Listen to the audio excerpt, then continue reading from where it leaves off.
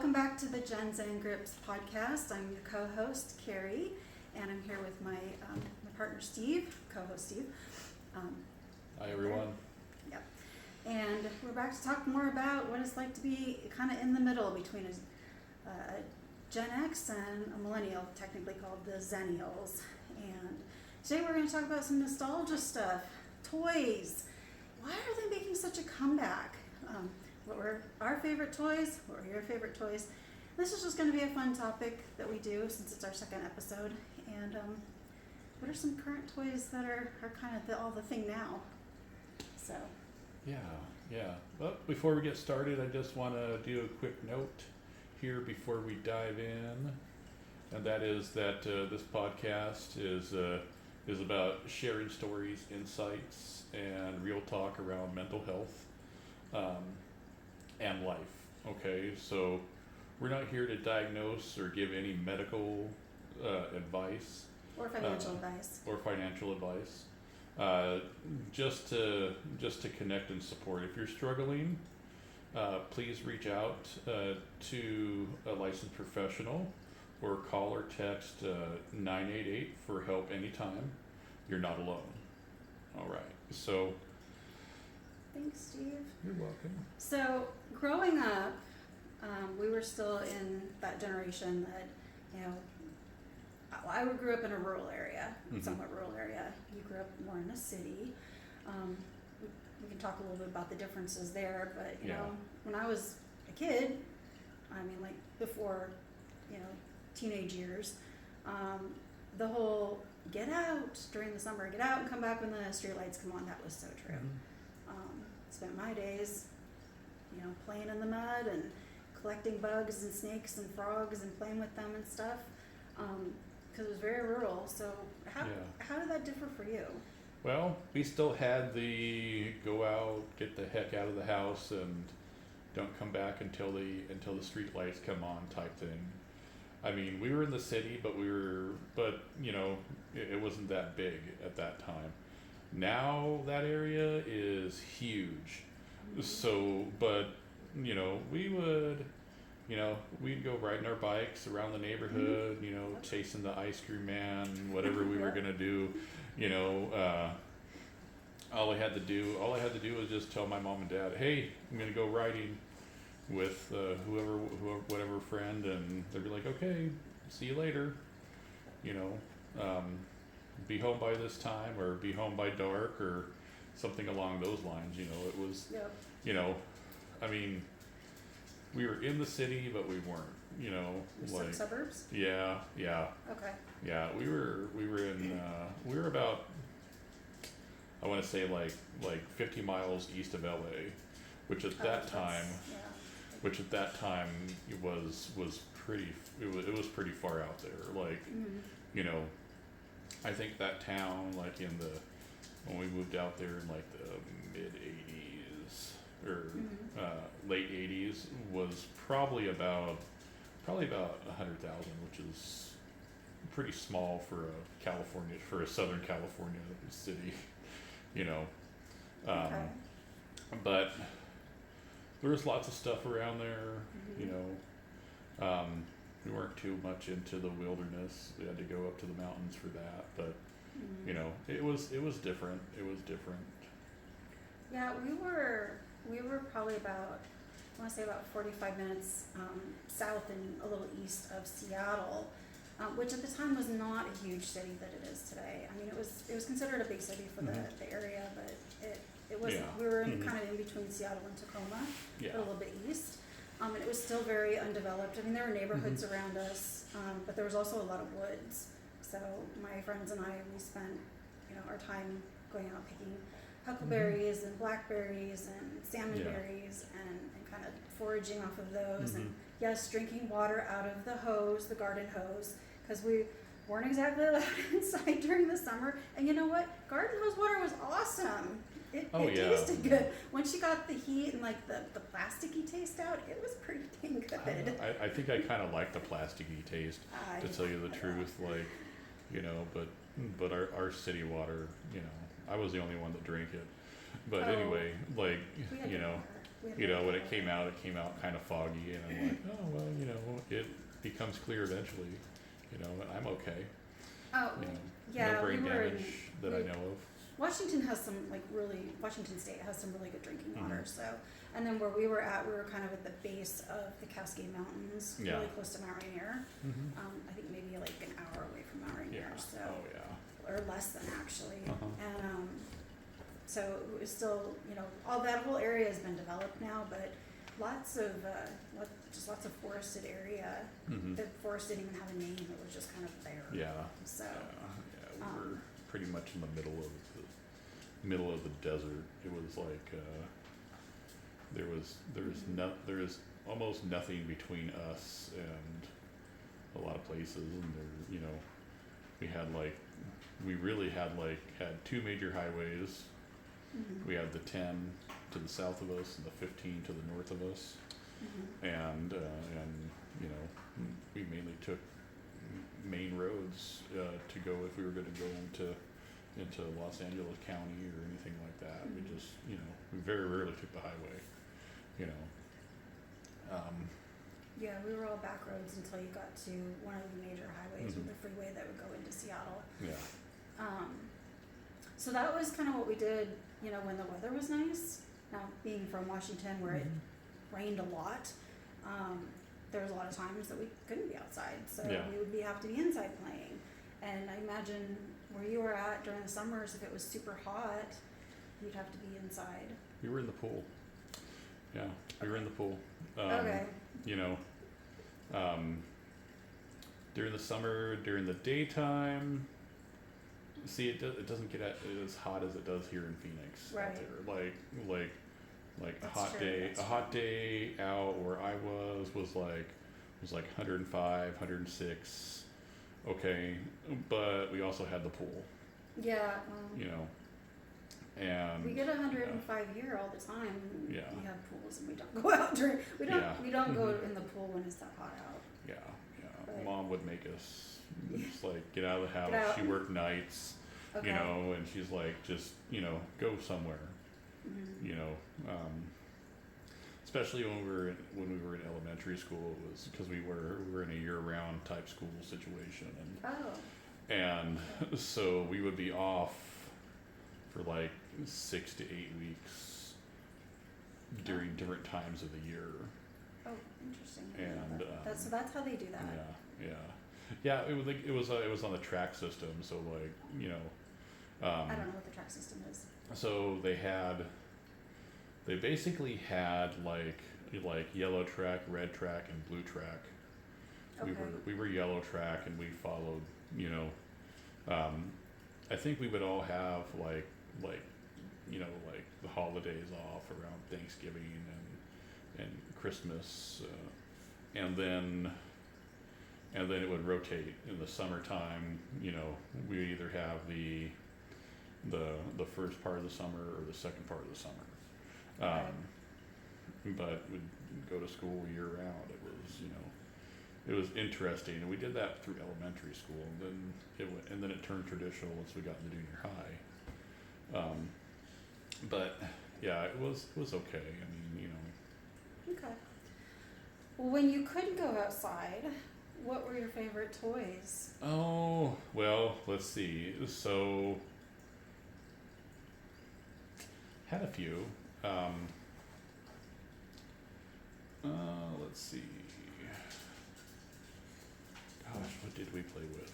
That's a good question though. Played a lot of board games. You know, Okay. we had Monopoly and Mhm. stuff like that. Like everybody has Yeah. Monopoly. I mean, you know, back then like Back Sega then, Genesis was popular. Sega. Yep, we had Sega Genesis, and we had one of the original Nintendos that my dad got from my uncle's Mhm. shed. So, you know, Okay. it had a whole bunch of games in there and stuff like that. Mhm.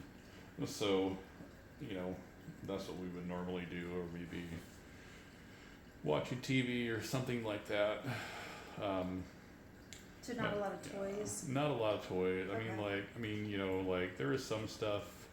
Like my sister had Barbies, and every once in a while we would play Barbies, and Okay. you know, like I would take Ken's head off, and So you were basically Sid from Toy Story. well, no, well, yeah, kind of, but not really. You know, one time I created like this whole murder scene with like Ken. Oh my god. You know, Barbie like chopped his head off, and it was hanging from a rope, and I put some red stuff around Ken's neck, Oh my and gosh. you know, Okay. it was fun. It was fun.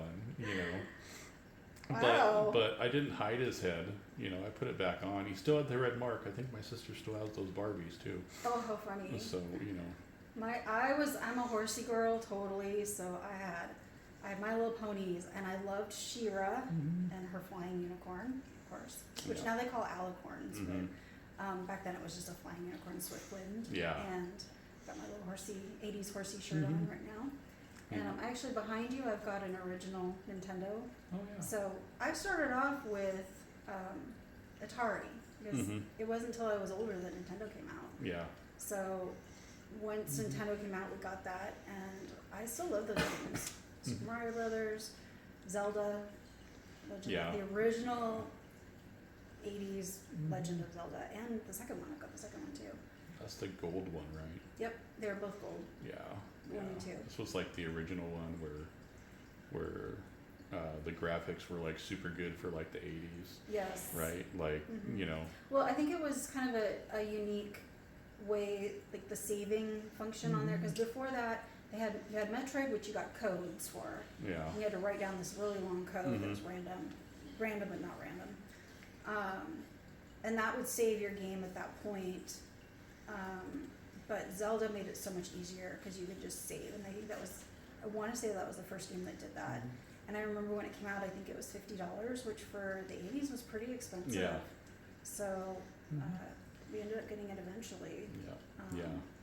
Yeah, I remember before that though, I'm probably going back before our time, maybe, but we had Intellivision. Remember Intellivision? No. Oh my I don't gosh. remember that. Does anyone out there remember Intellivision? You know, Yeah, like, if you do, put oh it my in the gosh, comments. oh my gosh. So I don't like remember. Intellivision was a old gaming system, and it had things on there like oh my gosh, Breakout was on there. That was like this game where you basically like had this little thing at the bottom, and the ball would bounce. Maybe we did have that. Was that on a Commodore? No, it was actually its own console. Oh, maybe. Yeah, I thought it was on Atari. Maybe we had something similar on Atari or on Commodore. I think Breakout was on Atari. Oh, we probably had it on Atari then. Yeah, but but they also had this one game on there. It was called Bomb Squad, where you had to learn where it taught you how to you know deactivate bombs, and I'm like, okay. Well, let's just say that I never ever figured out how I always blew up. So, you know. We had an Atari game that was really fun. I never beat it, but I was a kid. It was called Haunted House, and I think you were supposed to get out of the haunted house, and it just progressively got harder. And you had bats and spiders, one of my favorite things, and other animals that and I think witches and vampires and stuff too. I'm not totally sure. Yeah, but it was fun. Very very basic graphics, of course. And then you had, of course, Pitfall and all the Atari games. Yeah. I think we also had Burger Time on there. Do you remember Burger Time? I do remember that game. Getting chased by an egg. Well, you know, basically you were a chef, and you're getting chased by all these different things, but you had the pepper, and you sprayed and you shook the pepper at them, and they would like get annoyed and stop chasing you or whatever. I don't know. It was. You know, it was an interesting way to make hamburgers running across the thing, you know, like, yeah. yeah. Well, Mostly what I had though was my friends. Mhm. Like, if we're gonna talk about, you know, I don't wanna say that my friends were things, but, you know, I guess the biggest asset that we had to, or the biggest toy that we had was our Mhm. imagination. Yeah. Seriously. Oh Because yeah, our for sure. imagination, we could come up with all kinds of stuff. Mhm. And we would incorporate, you know, the toys with that, but, Yeah. um, but yeah, my friends and I, we would, I mean, running through the sprinkler and, you know, catching each other, playing tag, Mhm. Red Rover, all of the games that you probably can't really play now, especially Red Rover, because you get Yeah. really flashed. You know, playing on the jungle gym and stuff like that, which, Yeah. by the way, we had gravel under our jungle gym, so if we fell, it actually hurt. And then we had, during the summer, couple of years, I think we just kept it out, we had like an inflatable raft that we filled up with water, and then we ended up with all kinds of critters in there. So we had frogs. I brought home, my mom wasn't very happy with me, but I brought home like a soda pop liter bottle of baby trout that I caught when I was hiking with my dad and my stepmom, and I dumped that in the raft, and they just sort of like lived. And of course, I'm sure we had lots of mosquitoes because, you know, Yeah. Yeah, Yeah. water. I mean, you know, like, you know, free food for the raccoons. And yeah, we didn't really have raccoons in our backyard because we had dogs, oh, okay. but we ended up with frogs, which was cool because we got to watch them go from there. I also brought the tadpoles home. I caught them Mhm. up by Mount Rainier and brought them home and dumped them into Mhm. this raft, and we got to see them like go from tadpoles to, you know, in between, and then frogs, and Mhm. then they all just disappeared. So Yeah. I don't know if they were. I don't remember what kind of frog they were. I don't think they were tree frogs. I'm Yeah. pretty sure they were. We would get those. I don't know where they came from, but we would get these frogs that were about yay big in our pool every Were- once in a while. Were they bullfrogs? They looked like it. I don't know where they would come from. There was not really any big water sources. Like, you know, Were they frogs or were they toads? I they mean, were, does that they were area frogs. get okay? They were frogs. They weren't toads. Okay, because like here we get the Sonoran desert toads, which are Mhm. huge and toxic and questionably not the most aesthetic looking. Mm-hmm. So I wouldn't be surprised if Yeah. if those were over there. No, these were frogs. These are frogs. They didn't look like a toad. It wasn't set up like a toad. You know, it was a frog. I'm not sure where it came from though. I'm Oh. not sure where they came from. If someone was just throwing them in our pool or something like that. You know, I mean, the people that lived behind us, their pool was green, so I don't know. Well, I can relate to that. Yeah. I mean, well, this one was like, it was. I don't know what your pool looks like now, but It's yeah. But this one was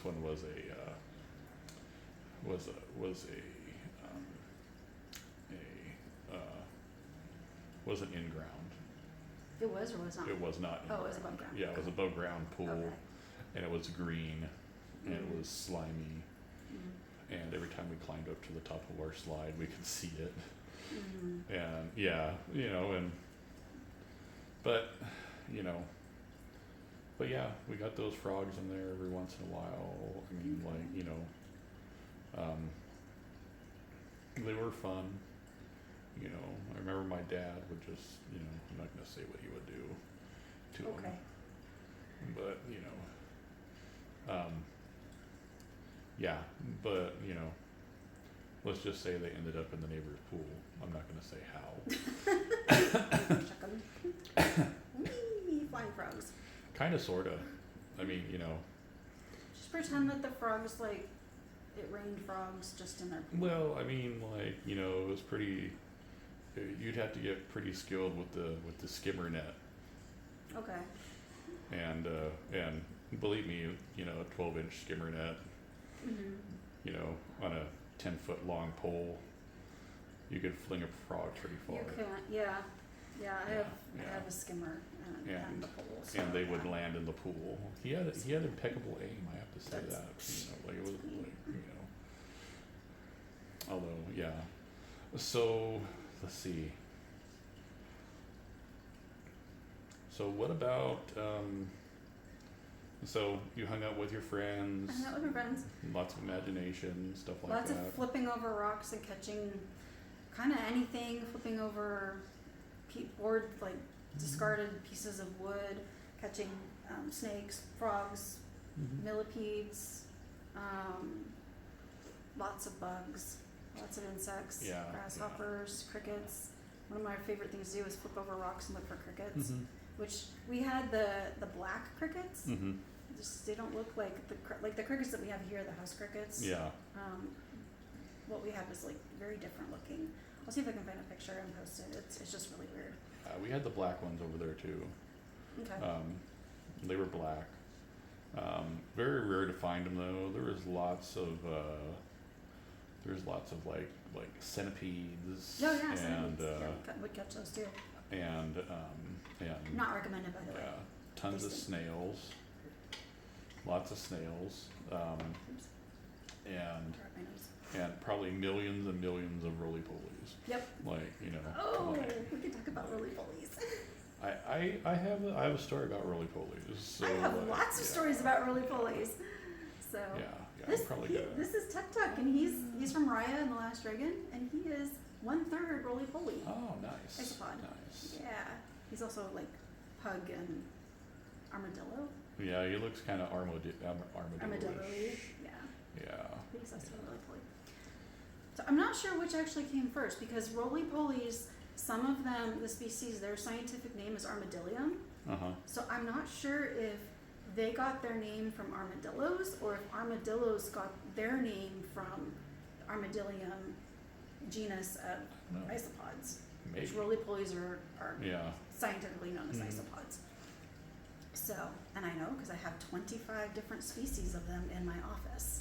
I collect them. And other bugs, which I have a bug here. Yeah, what kind of bug do you have for us today? All right. Well, it's going to be probably one of the cutest cockroaches that you've ever seen, because nobody ever thinks of cockroaches as being cute, right? I mean, who likes a cockroach? Oh, yeah. Not very However, many people. what most people don't know is that there are 3,000 different species of cockroaches, and only like 7 are bad. And unfortunately, they're the 7 that inhabit our homes and spread disease and stuff. But these little guys, let me see if I can find one here. I've got mature ones, and I've got some babies, which I don't know if mature. Are you alive? You are alive. Okay. Come here. This is what's called a domino roach. Oh, that's pretty cool looking. Yeah.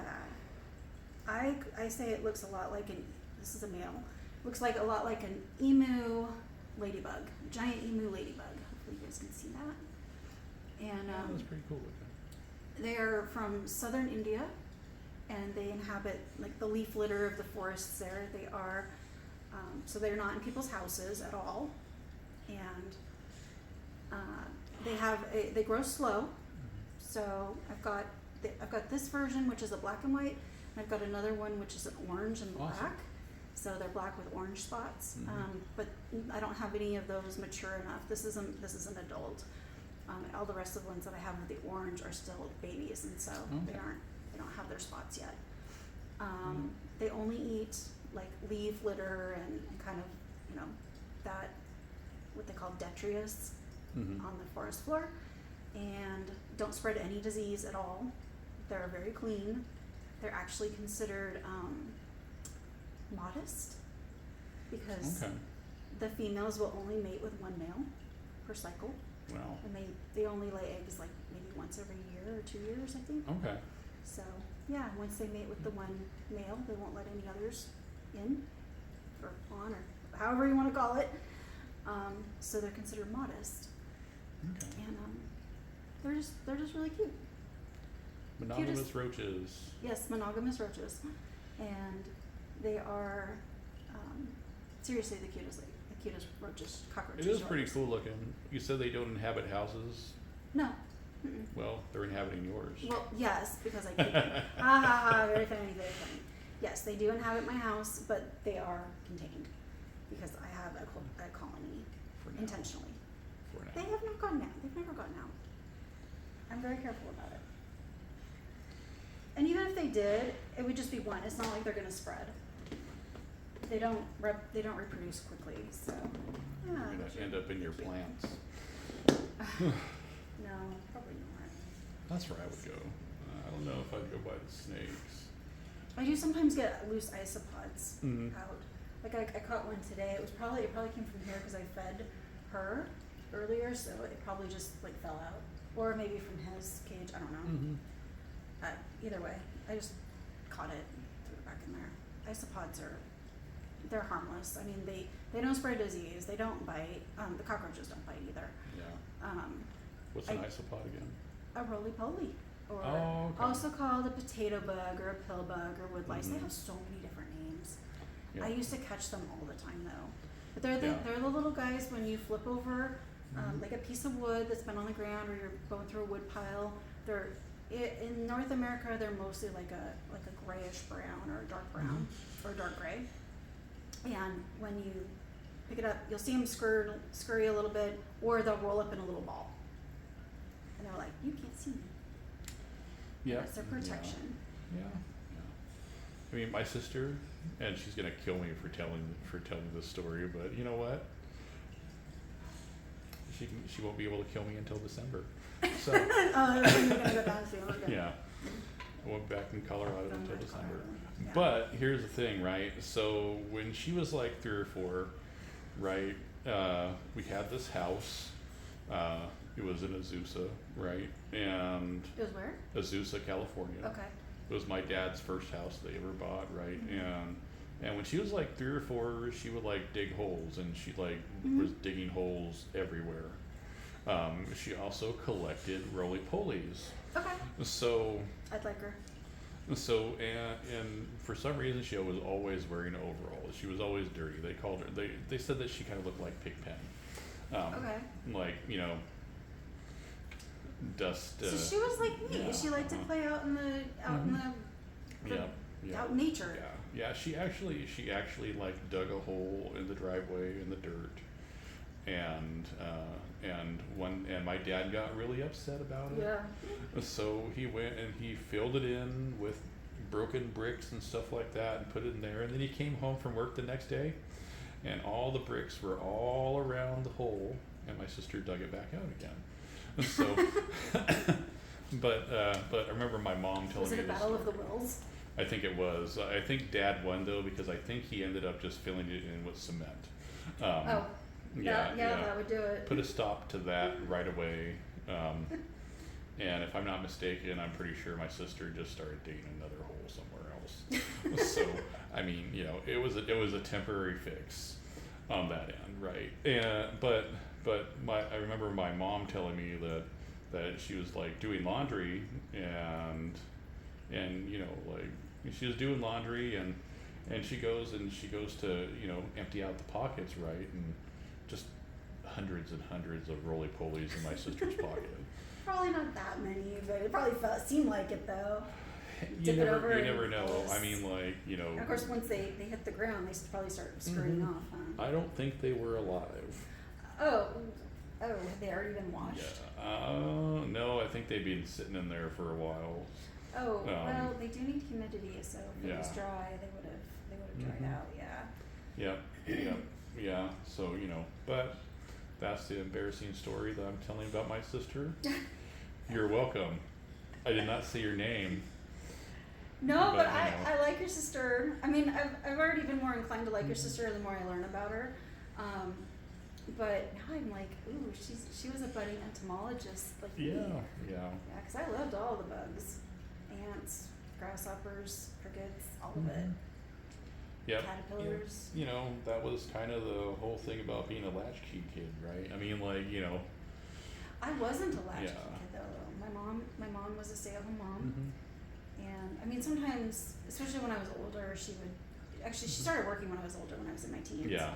But, you know, up until that point, she was usually home. Not Mhm. always. So I did have a key to the house. Yeah. But, Yeah, we were latchkey kids.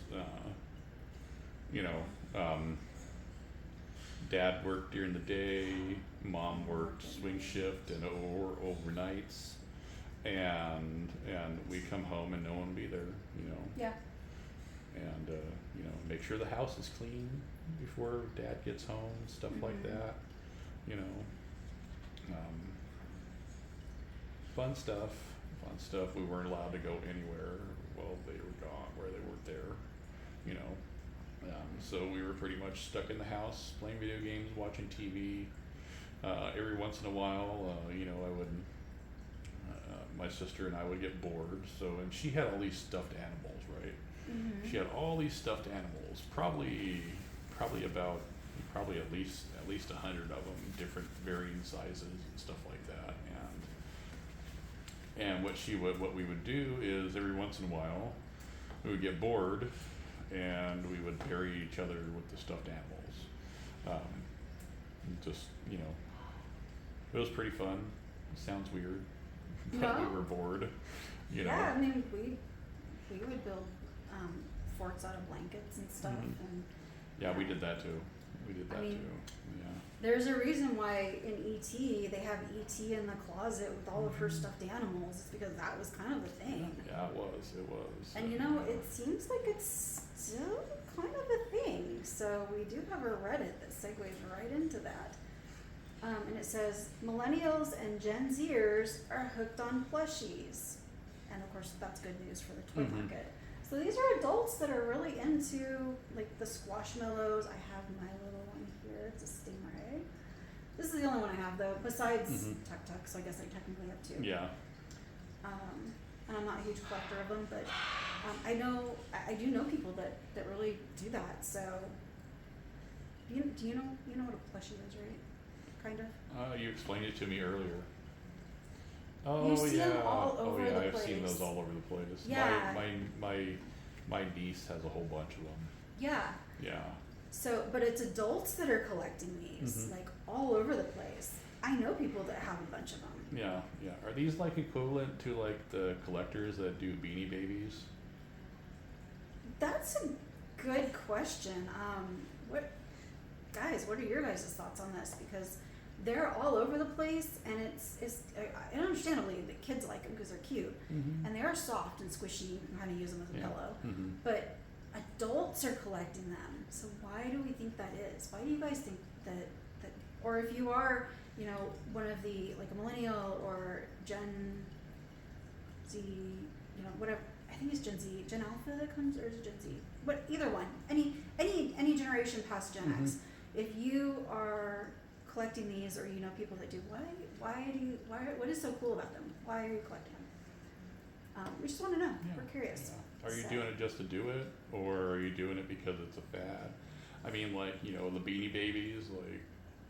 Beanie Babies were cute. They collect Beanie Babies, and there's those other ones that are going around that my niece just bought. Gosh, what are they called? Is that the Labubu? Yeah, it sounds like something you do when you're in the bathroom. It's a Labubu. Labubu, Yeah. Those are, I guess they're expensive and they're hard to They're find. very expensive. Yeah. Like I saw a Labubu that was like $2,500. Whoa. And I was like, first of all, like the only Labubu I'm ever gonna do is in the bathroom.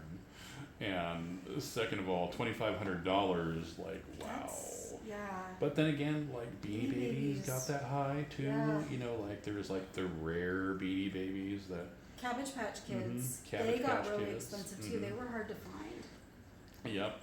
That was like Yeah. that was the thing when I was I think I was like maybe 6 or 7. It was all about Cabbage Patch. And honestly, and I had a couple Cabbage Patch Kids, my parents got them for me, but honestly, Yeah. I liked the Cabbage Patch horse more than the kids. Yeah. But I had everything horses. I had Briars. I had all of My Little Pony stuff. The She-Ra, all the horses for She-Ra. Yeah. What else I have? Oh, Barbie horses. So I had the Briars horses, which I still have a couple. And my She-Ra dolls would ride those Briars horses because there weren't enough horses for all of my She-Ra dolls because I think I had almost all the She-Ra stuff. I was still am a huge She-Ra fan. She's awesome. See, it's funny that you mentioned She-Ra because I was a He-Man. He-Man. I was a He-Man kid, right? And I had the I had the action figures and stuff like that. But I also had the toothbrush, automatic toothbrush. Okay, so you would push the button, and you would push the button before you brush your teeth, and it would say, "I am He-Man. I am strong as can be. I brush my teeth with regularity, once in the morning and once in the afternoon." I don't remember the rest because I'm old, but that's how it went. And you know, like, I wonder what happened to that thing. I wonder if anyone has the original He-Man automatic toothbrush out there.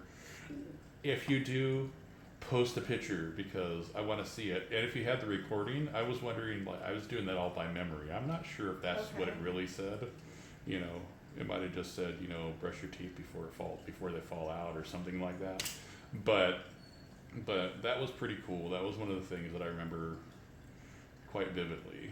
You know, I was a He-Man person or girl too. I mean, I watched She-Ra too. Yeah, I mean they were siblings, so it made sense. But I liked He-Man. I never had any of the He-Man action figures. I always asked for them because I always wanted Tila and the Sorceress, and I wanted Battle Cat because I love animals. Yeah. And whatnot. But well, since we're getting on the topic of TV shows. Oh yeah. We already went there. Might as well. Go for it. So did you ever watch the TV shows called Thundercats? Yes! Thundercats, ho! Yep. I just had like Love this, I just had this revelation, and I think I have it. it just kinda bugs me, right?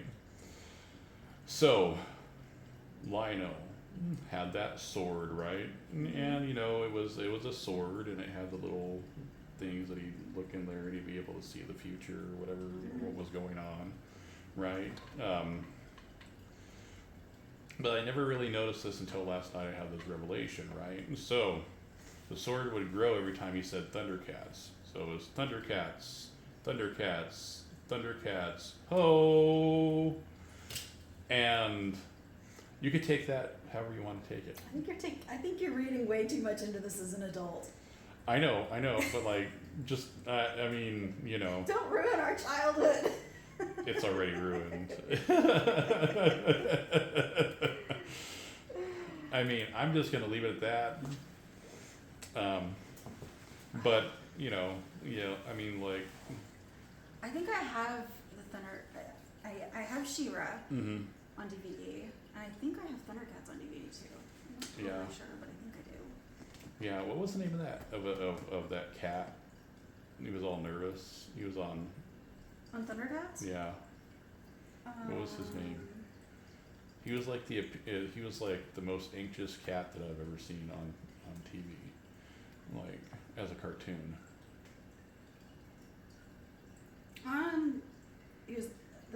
Cringer was pretty nervous.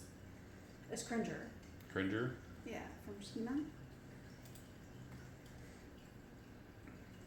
He was very nervous. He had that anxiety going on, that's for sure. Yeah, that's definitely that's one thing I think we saw a lot of different personality types that you might not have seen before in cartoons. So let me see who they were. There was Lino, Chitara, Panthro, Tigra, Wily Kit, Wily Cat, and Snarf. Was it Snarf? Snarf. Yeah, because I think he was always like, Snarf. I don't think Snarf was a cat, though. I remember, I think he looked like one. He looks like a cross between a cat and a lizard. He's got like a tail like a lizard. I don't know. All I know is he was very nervous. Yeah, and then in She-Ra it was Cowl that was like the super nervous, super snarky, very nervous, and he was like a cross between an owl and a cat. Owl and a cat. Cowl. Yep, Cowl.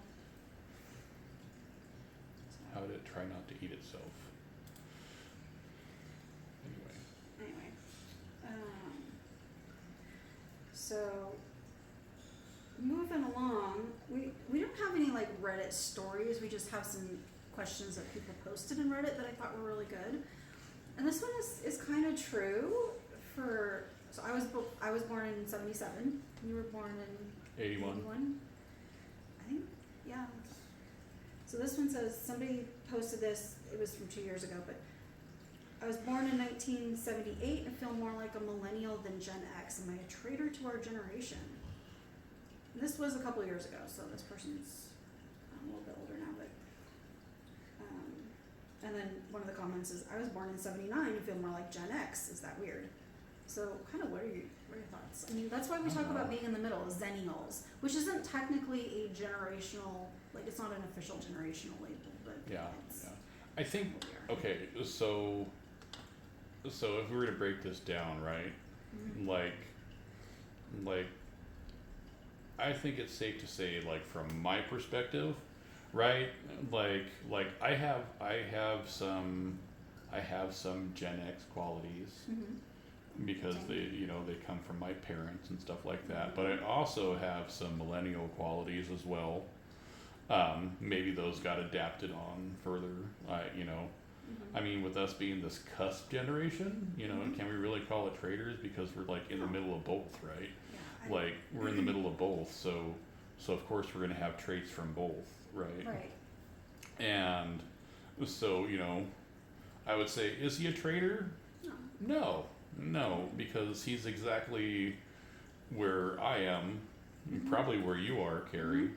and there's probably a lot of us out there that are like that as well. I mean,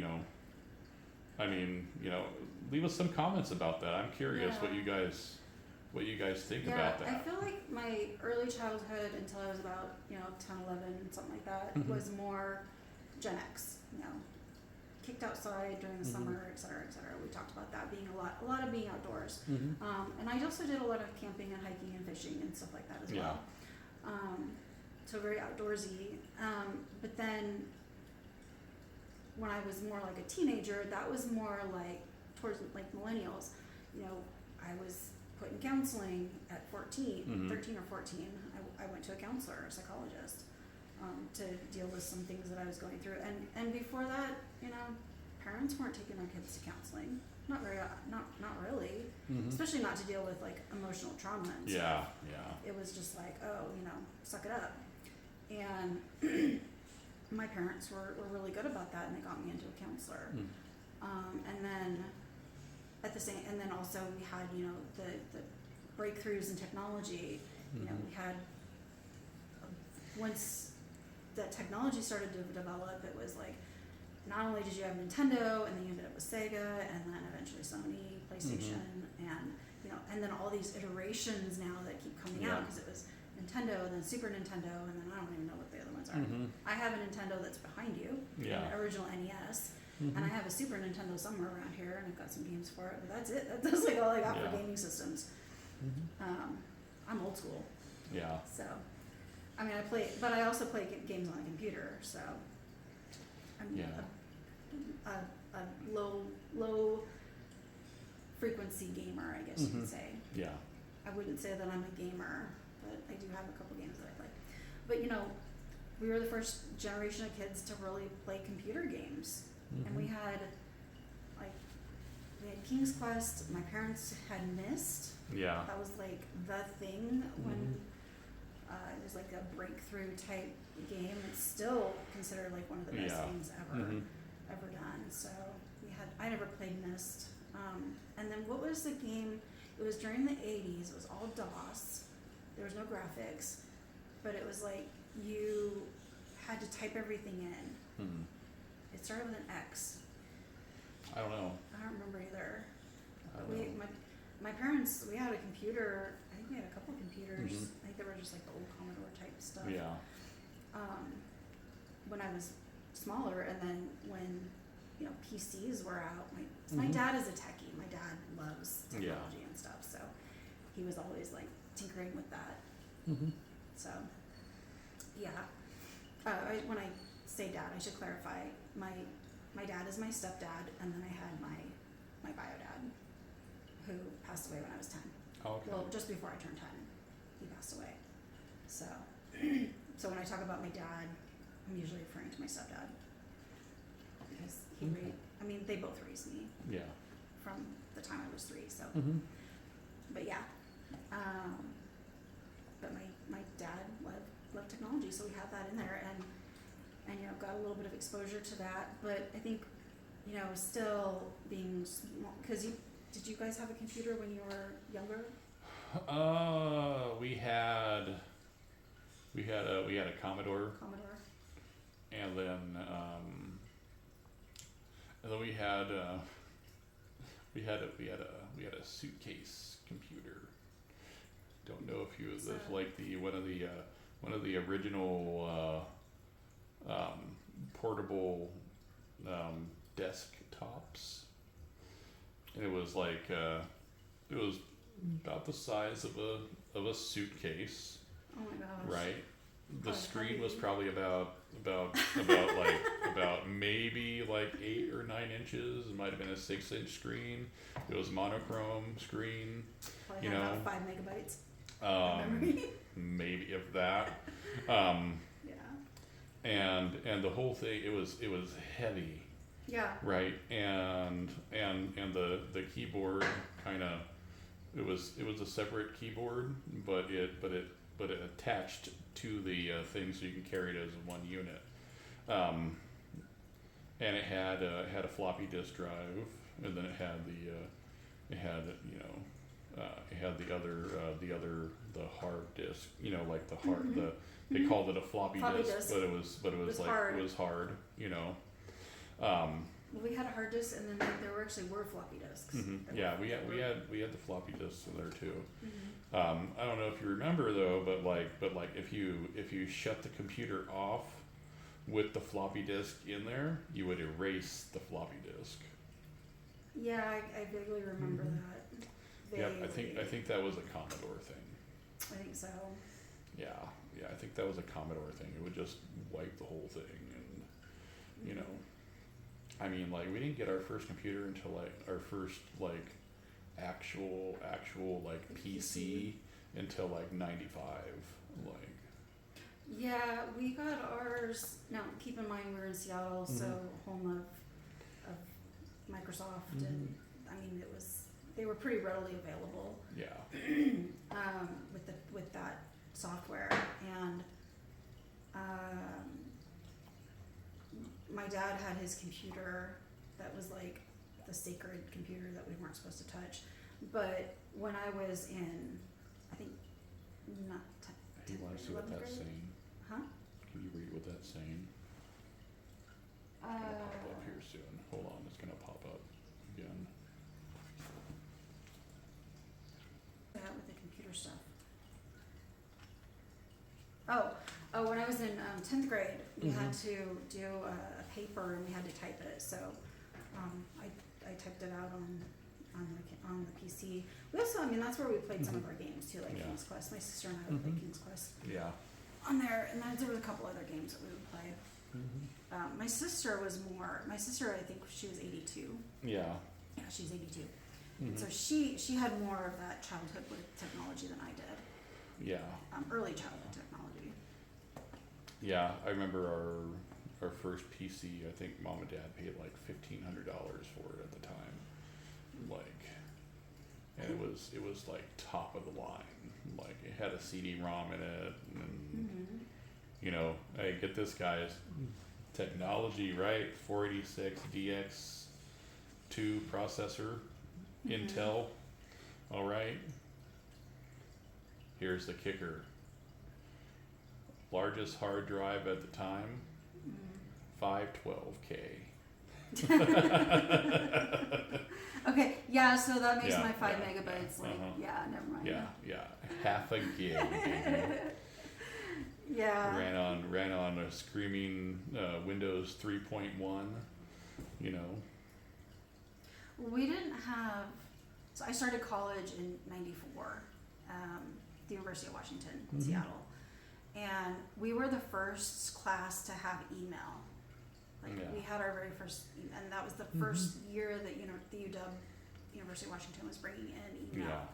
And so it was like the DOS based, and it was all green, and everything was nothing like what Google or like Gmail or Outlook or anything like looks like today. Yep. So it was but it was revolutionary, right, Mhm. for the time. Oh yeah. And then I think that was the first year that we had access to the internet too.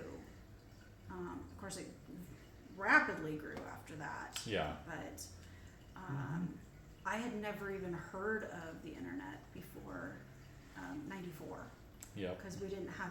I mean, it was not a thing in my Yeah. high school at all. Mhm. So Yeah. I mean, like, we didn't even have the internet at high school. yeah, We had a computer lab, yeah. So did we. okay, but it wasn't hooked up to the internet. I don't think it really, and this was I don't- in like 98, 99. Yeah, like, Okay. you know, but, you know, we got to learn to program in HTML back then too. But, Oh gosh, yes, HTML. Uh-huh. I never learned it, but I had classmates in college Mhm. that were doing that. I mean, I had classmates in college that Yeah. were on the web design, graphic design type path, Yeah. which is obviously, especially then, was very lucrative. Oh yeah. So yeah, Yeah. but yeah, I mean, so we're talking about, we had these childhoods that were more like Gen X, teenage years that were more like millennials. Yeah, kind of, Mental sort health of.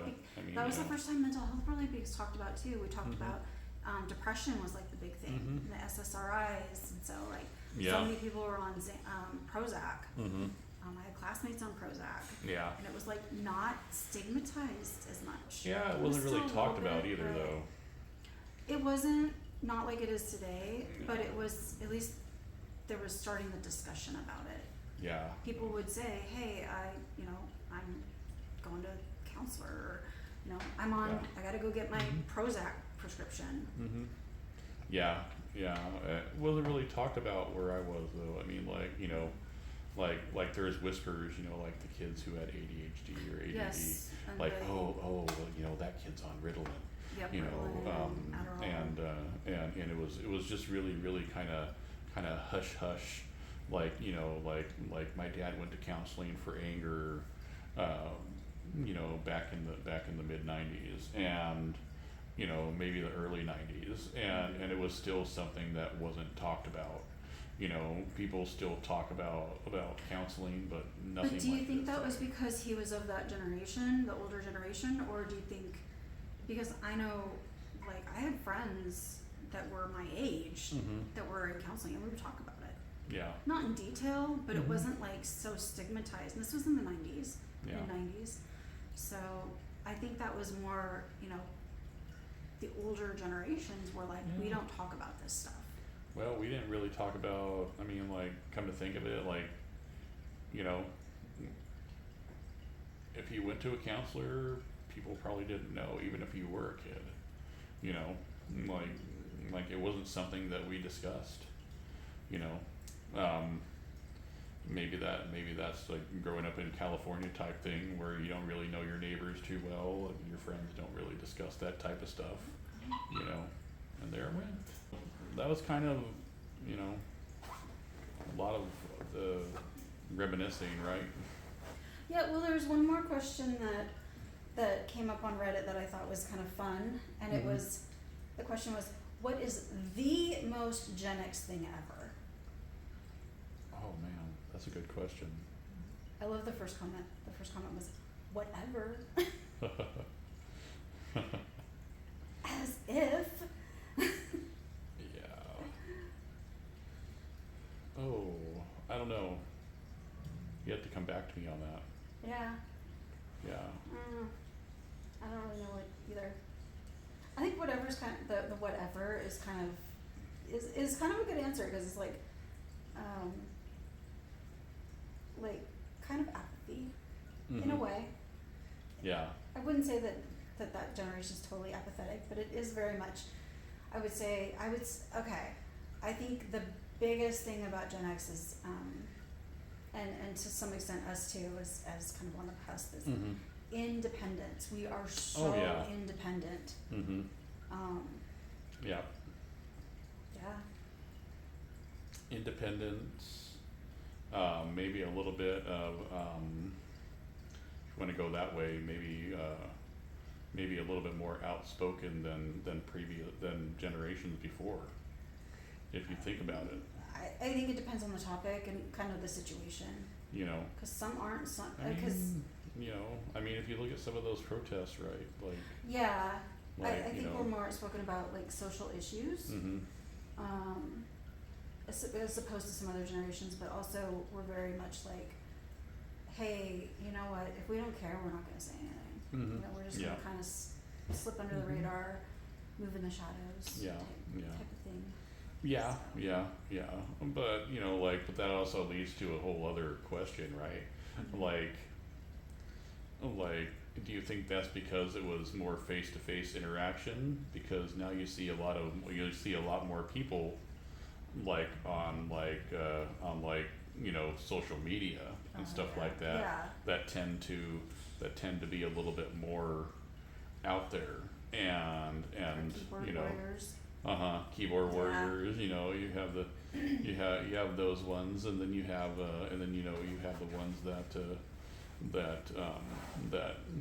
what I would say is just hide behind the keyboard. Yeah. You know, like, oh well, you know, this is my opinion, blah blah blah blah blah, and this should happen, and then it goes into, you know, and then you ask that person face to face, and they're like, oh, coward in the corner, you know. Yeah. But you know, like I tend to see, I mean, like, I noticed a lot of our generation goes that way, but also, I think in a way we're a little bit more restrained, as to where, sometimes with some of the Gen Xers, and I may be wrong, I'm not trying to, they're a little bit more emotional when it comes to being online. They, I mean, you know, maybe I'm being a little bit biased here, but you know, This is about opinions. Yeah. These are opinions. It's yeah, not yeah. facts. I mean, so. you know, I mean, maybe, I mean, like, not to say, you know, not to say that other generations aren't like that. Maybe it's the Mhm. person, right? But you know, but I think to an extent, some of that oh whatever type thing, you know, gets reflected onto like Facebook posts or comments Yeah. and stuff like that, where you know, where they're like, oh well, we're different from this generation, but yet they're the ones that are saying the same thing to fight against the other ones. Mhm.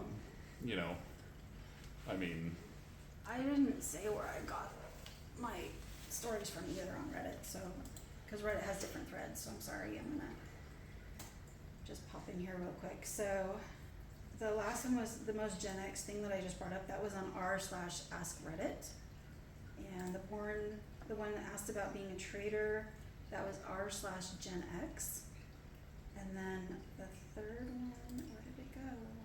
Uh-oh. Uh-oh. I deleted it. Actually, I think I switched it with the Thundercats one. the third one I don't disappeared know. into the macroverse. It was actually the first one that I Oh, it's brought the up. first one. I don't remember what it is. I'll find the link and I'll post it in the thingy. the platforms in the, I guess it's a synopsis or whatever. Mhm. I'll post the links for those if you want to look at those. But yeah.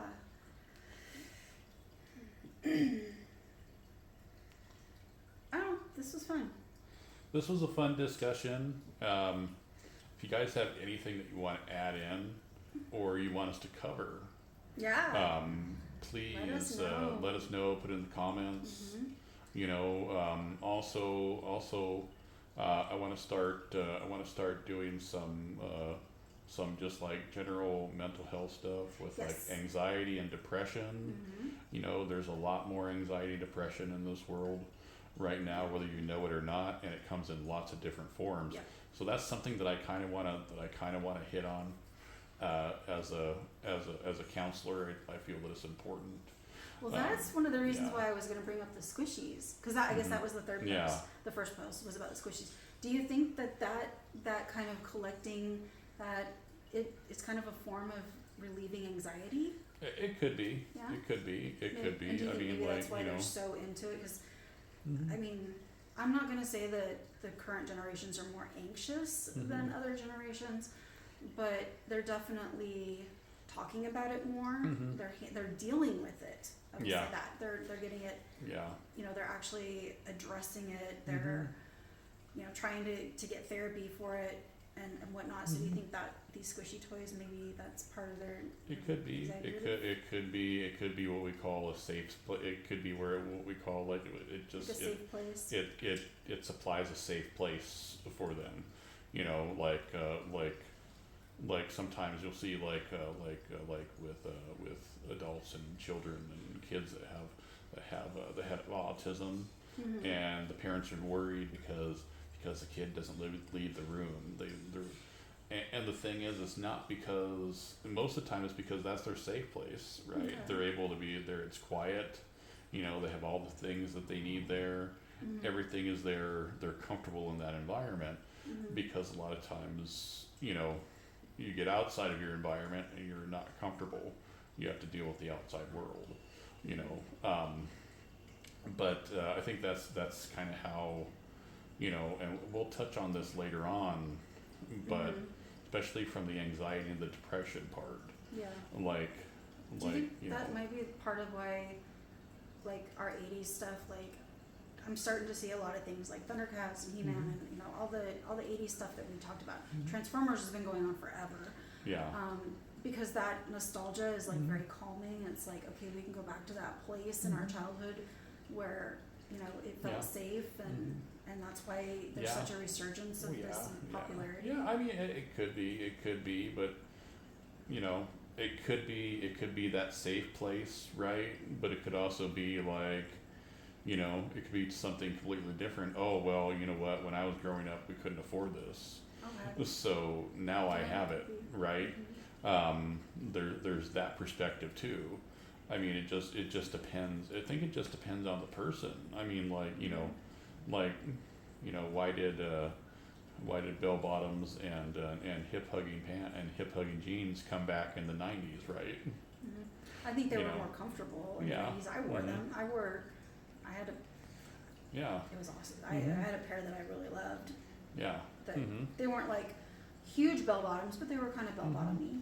yeah. Yeah, They like weren't patches like and the stuff. ones that you see in like the 70s where they were like really big Plaid. bells on the bottom, but like still, Yeah. like, you know, we're not talking like Brady Bunch stuff, but we're talking Right. about it was Modernized version of back, it. but it was modernized, right? Mhm. And you know, I mean, if you really think about it, there's some of the stuff that's out there, you know, there's lots of reasons why it could be a safe place. It could be because we were deprived of that as a kid. It could be, you know, because we had them and we lost them, you know. You know, there's so many reasons. I mean, that makes me ask this question. So, viewers, like, why do you hang on to that? Why do you want to get that stuff back out there? You know, is it nostalgia?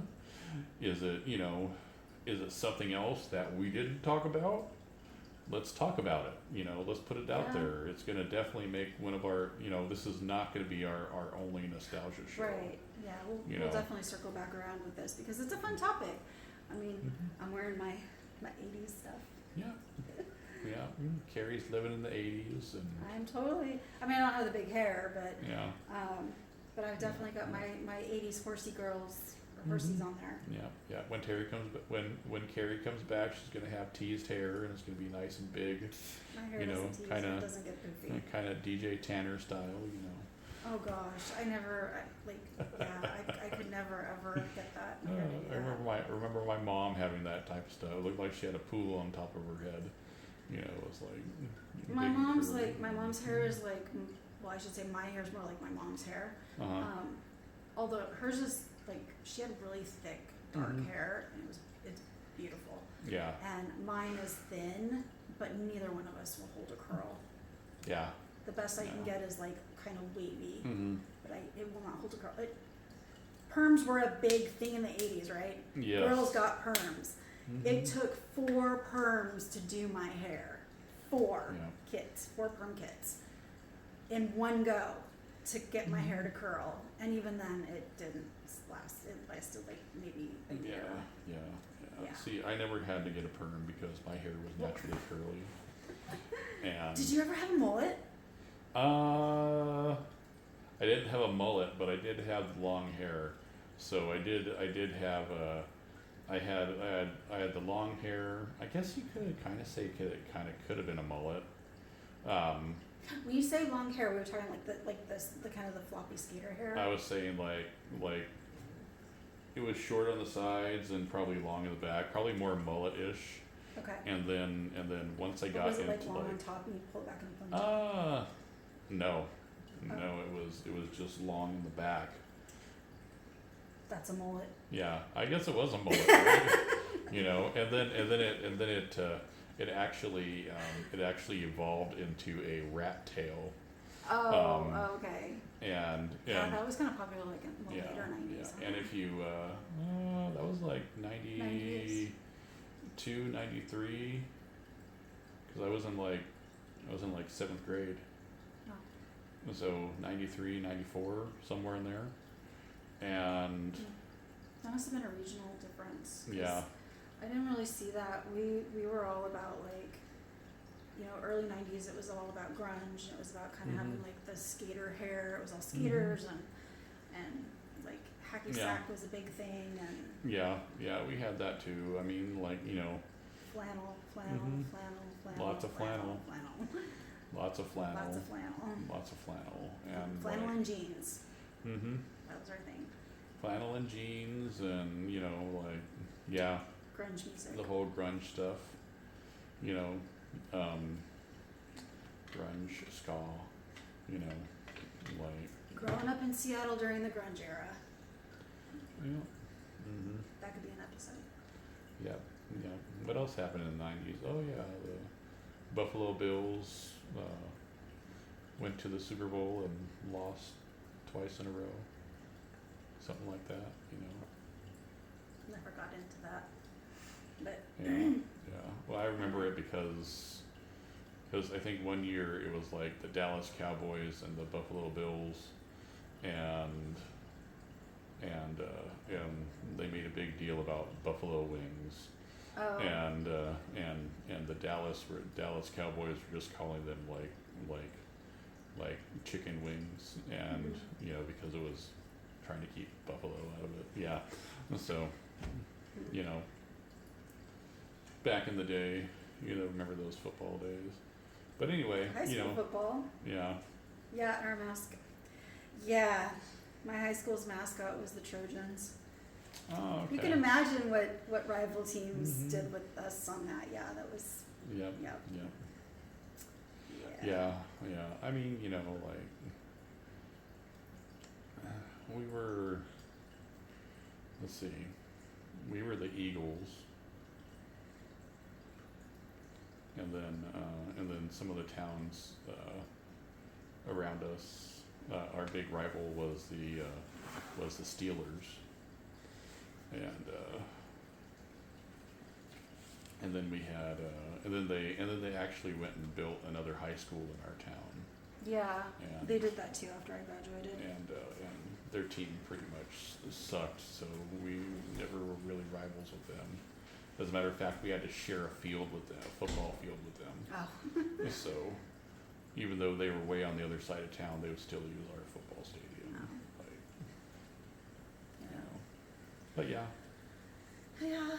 Well, I think we need to wrap it up here. I think Yeah. we're getting there. I mean, we're gonna have to do some editing and stuff, but this was fun. Thank you.